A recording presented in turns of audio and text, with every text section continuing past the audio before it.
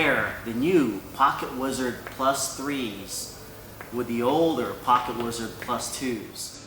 Now I use this a lot for my commercial work, and I can tell you, huge improvement. This is a different animal. The PocketWizard Plus III, you can see the ergonomics here in the front, LCD screen. To turn it on, you hold this mode button to turn it on.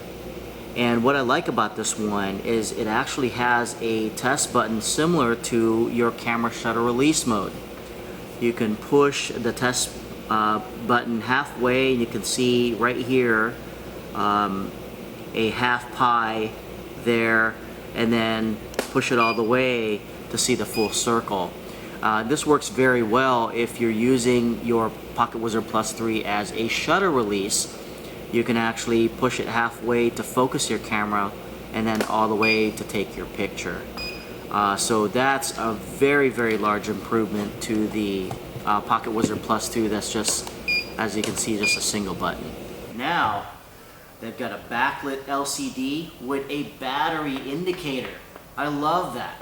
So let me talk a little about the PocketWizard Plus III. It's got a lot new added features. It's got several modes here I want to talk about. It's got a transmit and receive mode down here.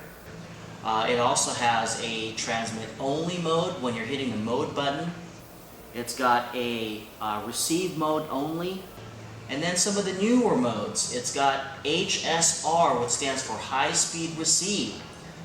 This can actually couple with your fast DSLR. So if you have the Nikon D4 at 10 frames per second, it can actually receive at that high rate of speed. It also has the LR, which is the long range mode if you're shooting further than you ever want to shoot, right? The last thing is RP, which is repeat. You can actually take this PocketWizard Plus IIIs and put it in between the distance so it can repeat the signal over to your PocketWizard on the other end. Now, you can see the size difference between the PocketWizard Plus IIIs and the PocketWizard. They got rid of this flimsy antenna. I've replaced these so many times. They pull off over time and so forth. They bend in some weird shapes. Sometimes I have mine this way and that way if they go in the bag wrong. And now they have a hardened shell. The plastic used for this feels a little bit more sturdier. Like I feel like I can drop it and it's going to hold its shape. It's not going to bend, break compared to the Plus IIs. Although this has a solid construction, this feels a little bit more solid to me here. Now, just looking at the ergonomics, it mounts on your camera like this. So I didn't know how important that was, but I often have to look over my camera sideways when I have this big old thing mounted on the top of my camera like this. This guy mounts on the camera like this, so I can look over the top of my camera if I'm trying to compose a shot or I'm trying to look at the scene. It's much nicer. Then the control dials is on the side, so you do have to tilt it to do your quad triggering zone or your other settings. There is a USB mini port down here. I was told that it's used to use power, that you can power the unit up. And then I was also told that this is going to ship now. That includes these cables. Here's a cable for your speed light flash. It's got the sync port on the other end. Or it's going to come shipped with your cable to fire off a strobe. Okay, so very. I have with me my gear here just to demonstrate the quad zone triggering. And what I have here is I have my 2400 acute pack here that is firing off my big parabolic umbrella here. And then I have my acute 1200 pack here that's firing off my shoot-through umbrella back here. And my C group here is I have a just a normal speed light here with a receiver, PocketWizard 3. And then I have my ProPhoto Acute B 600R head firing off my beauty dish that's back here. So what I did was PocketWizard Plus III has this new quad zone triggering. which means I can set these on receive mode and put them in a particular group, A, B, C, and D.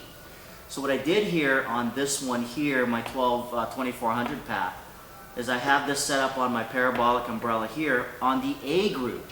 So right on my camera, if this was mounted right on my camera, I can just turn on my A group here,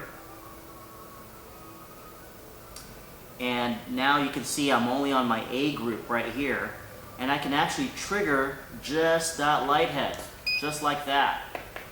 Okay?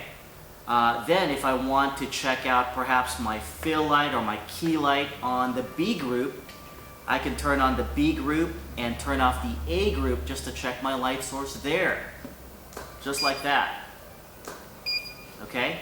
I can turn off then my B group, and then I can check out perhaps my hair light. Maybe it's the speed light that I'm using for a hair light, which is set to the C group. And I can show you here on this LCD panel, I have it set to receive only, and it's set to the C group.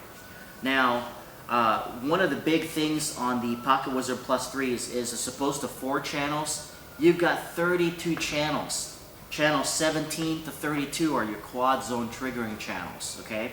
So I wanted to make that clear. I have channel 17 here, and I have the C group only here to trigger perhaps my hair light that's right here. And this is set to, once again, receive mode only on group C. And you can see as I test fire that, it's only my speed light that's firing on that. Okay, finally, perhaps I have a fill light somewhere. Right now I've got my beauty dish on this, my Profoto Acute B portable battery pack here. And I've got this set up to receive only on channel 17 on group D. So then again, on my PocketWizard transmitter on top of my camera, I can turn on D here, and I can fire off and take a shot just testing perhaps my fill or whatever I want to do with this beauty dish. Collectively, I can turn all of them on, A, B, C, and D, and then take my shot. And that's all my light heads going on at one time. I use the Sekonic L358 with the PocketWizard module built in. And with the Sekonic PocketWizard module, I can actually set my different groups, and you can see I'm on channel 17 here, and I have my A, B, C, and D group here. Now again, I can at this point turn on just the A group and meter for just the A group.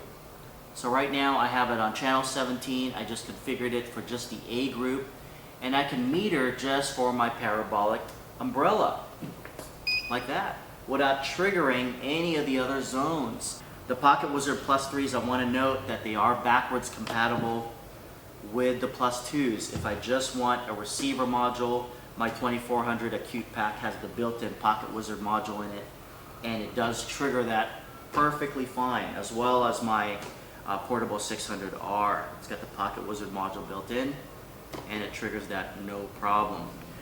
I'm going to go in here and go to mode setting, and I'm going to add channel A here, and I'm going to add channel B, I'm going to add channel C, and I'm going to add channel D, which is all my lights collectively. I'm going to go back to my settings, and now I can take my metering mode on my model with all of my lights going on at one time after I've metered every single one.